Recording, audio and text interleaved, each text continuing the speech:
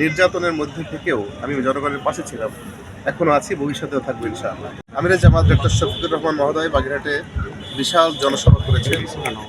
আমরা বাগেরহাটের 4 আসনের প্রার্থী সহ আমাদের জনসমর্থনের বিশাল বাগেরহাটবাসী ছিল।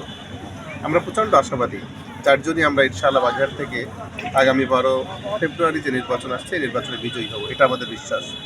বাগেরহাটবাসী আমাদেরকে গ্রহণ করছে, এটা আমরা মনে করছি, কারণ আমরা দীর্ঘদিন ধরে জুলুম, নির্যাতন, অত্যাচারের পরেও এই মাটিতেই ছিলাম, কোথাও পালিয়ে যাইনি।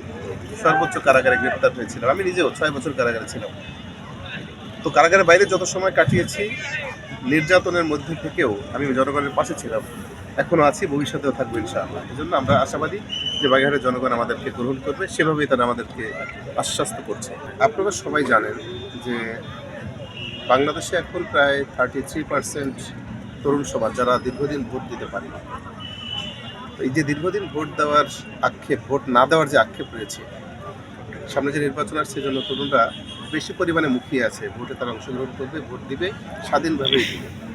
যুব সমাজের জন্য যেটা করতে চাই, আমি বাগেরহাটে 2 আসনের প্রার্থী হিসেবে আমি যেটা দেখছি, যুব সমাজ মাদকের দিকে চোখে পড়েছে, বেকারত্বের কারণে এটা করছে আমি মনে করি। যদি যুব সমাজের হাতে কর্ম তুলে দেওয়া যায়, তাদেরকে যদি কাজ দেওয়া যায়, ক্রিয়েটিভভাবে তাদেরকে এগিয়ে নেওয়া যায়, তাহলে মাদক থেকে তারা ফিরে আসবে এবং তারা যে বেকার এটা মনে হবে না, তাদেরকে সম্পদ হিসেবে ব্যবহার করতে পারবে।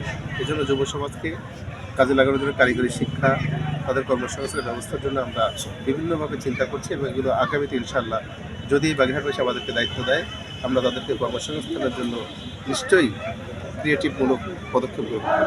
আমাদের উপরে হেনস্থামূলক কোনো আচরণ আমরা পরিলক্ষিত করিনি, তবে মাঝে মাঝে কিছু জায়গা থেকে কিছু নেগেটিভ কথা আমরা শুনতে পাই, সেটা আমরা বিচ্ছিন্ন ঘটনা হিসাবে এখনও ঘটছি।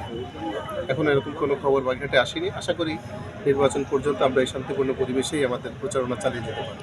আমি শতভাগ আশাবাদী, বাগেরহাটের যে প্রার্থীগুলো আমরা আছি, সবার মধ্যে সুন্দর একটা সম্পর্ক রয়েছে, চমৎকার সম্পর্ক। আমরা দীর্ঘদিন আন্দোলন সংগ্রাম করেছি একসাথে, সেজন্য আমাদের সম্পর্কের জায়গা থেকে আমরা মনে করি যে বাগেরহাটে এই ধরনের কোনো সমস্যা হবে না, যাতে করে কোনো সংকটের দিকে যায়, নির্বাচনটা বাধাগ্রস্ত হয়, এরকম কোনো পরিবেশ আশা করছি হবে না এখন ইনশাআল্লাহ।